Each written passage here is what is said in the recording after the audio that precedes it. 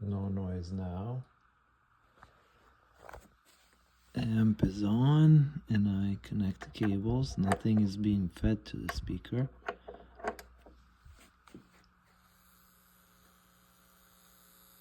It's got that low level noise, just like a sub amp.